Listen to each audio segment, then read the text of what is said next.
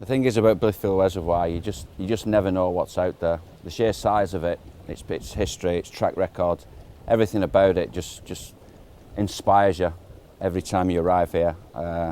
Every time I come, I can't wait to fish it. I don't care what the weather, what the conditions are. I'm always full of confidence when I go out there, and today will be no different. Can't wait to get out.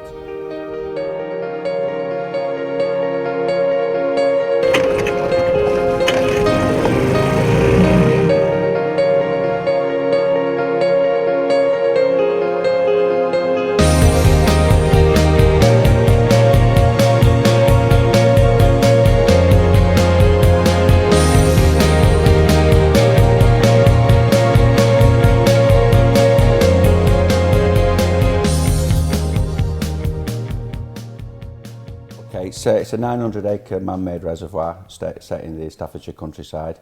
Predominantly it's split into two halves. You've got the deep half up this end near the boathouse. You have a central causeway which goes across here, which the boats can get under. As you go through to the other end, the deck then splits into two halves. It's almost like a Y shape. One half is the Tad arm moving up into the shallows, and the other half is what we call the Blythe arm, because the River Blythe runs into it at the top end.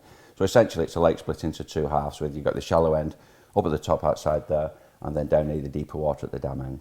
I remember a friend of mine, John David, getting us the authority or the opportunity to fish on this lake. I'd heard about it quite a bit at the time, you know, through the grapevine, that as a trout water, it's producing some very large pike. And then we got the opportunity, I think it's about 12 or 13 years ago now, to come on in and fish it with lures.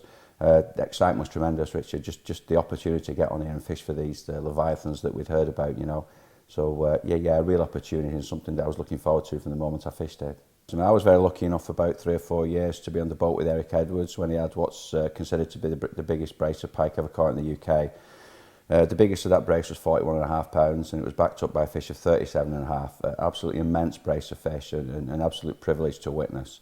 I mean, those fish were so big, to put it into perspective, about 10 minutes after Eric had those, I had a fish of 21 pounds, which I actually chinned out of the water and was about to return when Eric said, you know, what are you doing? It's a 20-pound fish. And having caught a 20-pounder, you know, within minutes of a 40, it just puts into perspective the size of what's out there, you know. I'm a firm believer that you get strains of pike anyway. You know, some waters naturally produce big fish and some don't.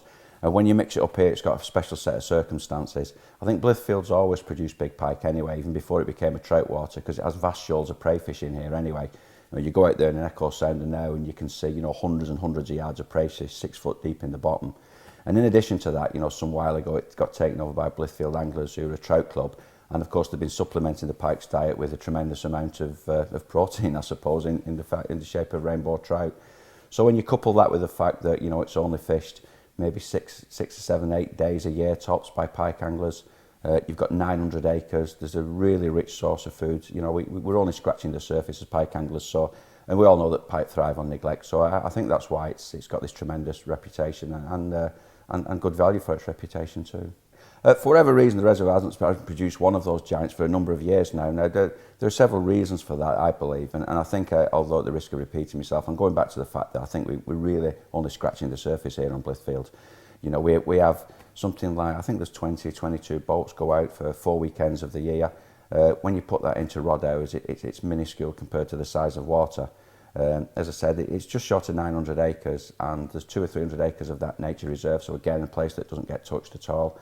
And the fact it's just sheer lack of pressure, I believe. And they are in there. You know, I'm 100% convinced these big fish are in there. I've seen them following lures. Friends of mine have seen them. Well-respected pike anglers have reported immense fish. And we've seen them at spawning time as well.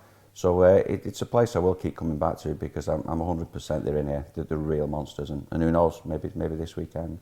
How do I feel when I get a bite on here? Well, I think I just told you that I think the place is capable of doing record pike.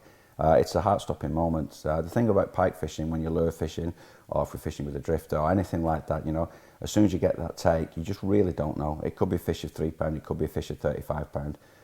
It's an absolute buzz to be on here. Any kind of bite, any kind of take from a fish on here is something special, and a huge adrenaline buzz as soon as you get it. I'm of a strong opinion that hotspots are made hotspots by getting a lot of angling pressure.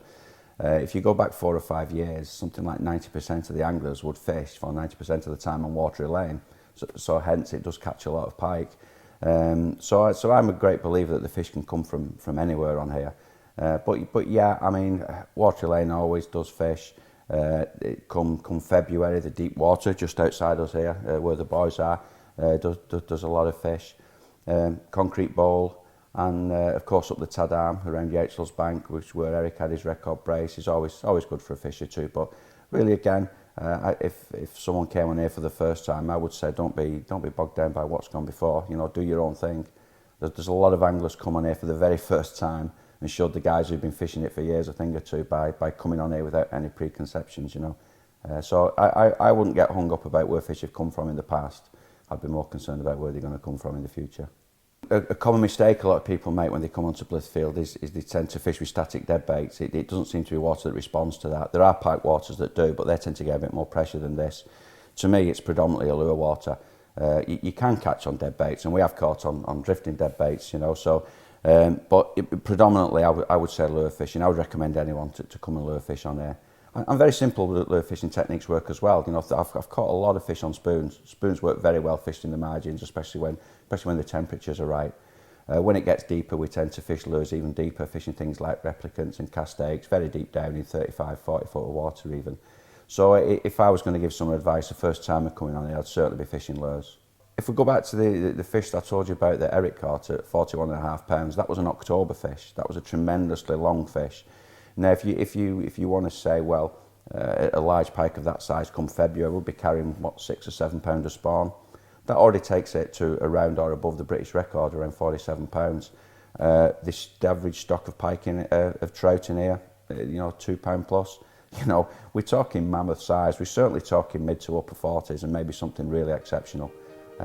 It's that kind of place, it really is.